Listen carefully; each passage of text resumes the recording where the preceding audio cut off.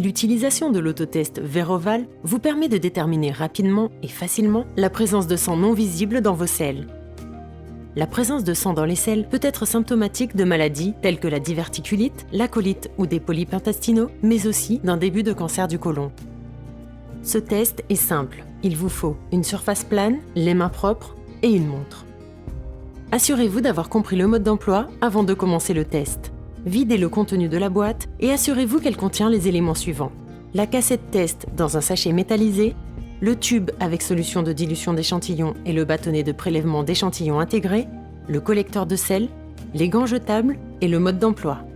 Avant de commencer le test, laissez la cassette test et la solution de dilution revenir à la température ambiante. Utilisez le collecteur de sel et assurez-vous que l'échantillon de sel n'entre pas en contact avec de l'urine ou de l'eau provenant des toilettes. Décollez la surface adhésive du collecteur de sel en la détachant dans le sens de la flèche et fixez la bande de papier sur le rebord du siège des toilettes afin d'éviter tout contact avec l'eau. Prélevez un échantillon de sel du collecteur de sel. Utilisez si nécessaire les gants jetables fournis.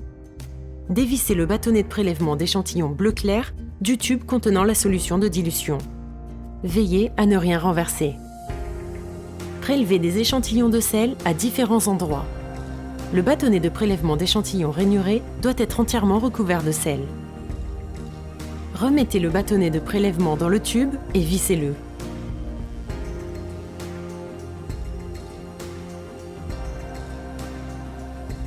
Ouvrez le sachet métallisé et posez la cassette test sur une surface plane.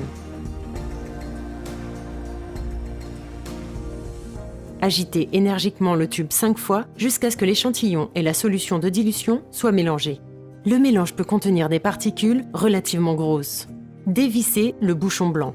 Utilisez ensuite une serviette en papier pour détacher l'extrémité en faisant bien attention à ne rien renverser. Tenez le tube à la verticale et mettez 3 gouttes sur la zone d'application ovale de la cassette test. Le test commence dès l'apparition d'un écoulement rougeâtre dans la cassette test. Lisez le résultat du test au bout de 5 minutes exactement. Le résultat est positif si une ligne rouge claire à foncé apparaît dans la zone de contrôle C et si une ligne rouge claire à foncé est visible dans la zone de test T. Le test montre que des saignements occultes ont été détectés dans les selles. Consultez rapidement votre médecin afin de connaître les mesures à prendre. Le résultat est négatif si une ligne rouge claire à foncé apparaît dans la zone de contrôle C et si aucune ligne rouge n'est visible dans la zone de test T. Aucun saignement occulte n'a été décelé avec certitude dans votre échantillon de sel.